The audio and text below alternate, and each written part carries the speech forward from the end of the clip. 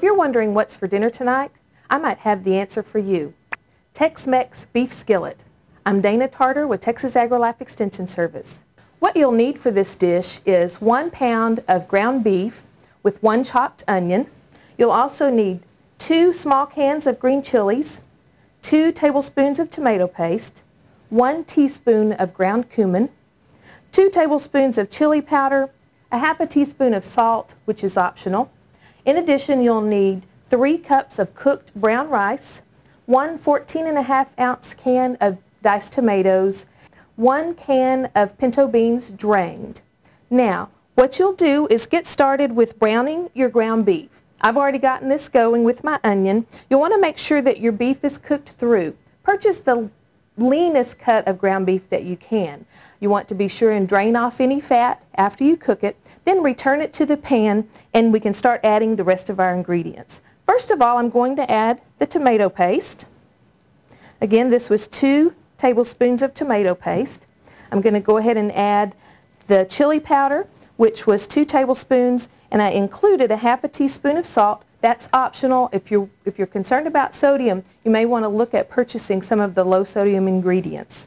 You can leave out the salt. It's always optional. We also have a teaspoon of ground cumin. So that's ready to go. All I need to do, again, my ground beef has already been browned, and as those spices begin to heat up, it really fills your kitchen with a good aroma.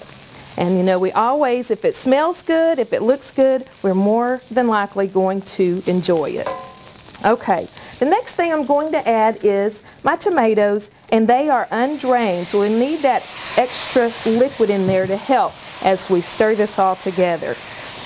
As you can see, this recipe goes together pretty quickly because most of it is just canned ingredients. Again, if sodium is a concern, then certainly you may want to think about purchasing low sodium or salt-free canned ingredients. I'm going to go ahead and add in our drained pinto beans. I've drained and rinsed those. And then mainly now what we're doing is we're just heating through. One of the things I like about this recipe is that it makes a large amount. If you have leftovers, you can always serve it in another way the next day. Go ahead and add our 2 cans of green chilies.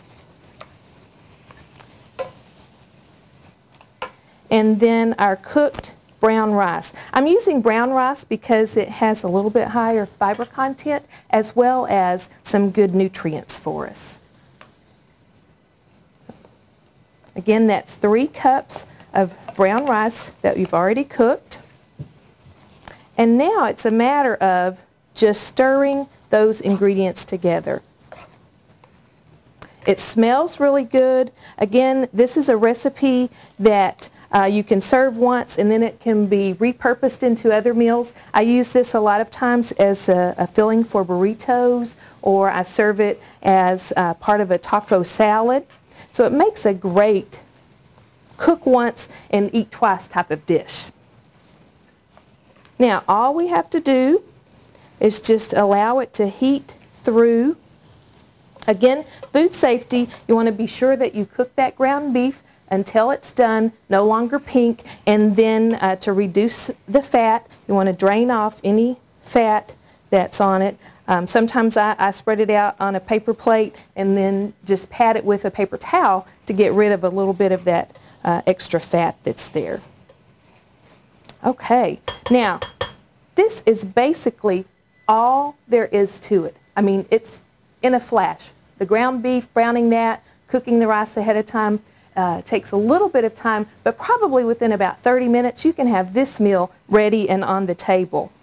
The way that I serve this the first time usually is just with a little bit of steamed vegetables. I like to include a little bit of avocado and even a dollop of sour cream, just a small amount of sour cream. And then one of my favorite things to go along with this is a good spicy jalapeno cornbread muffin. This dish serves 6. It costs about $2 per serving and has about 300 calories per serving. If you're wondering what's for dinner tonight, Texas AgriLife Extension Service has the answer. Tex Mex Beef Skillet.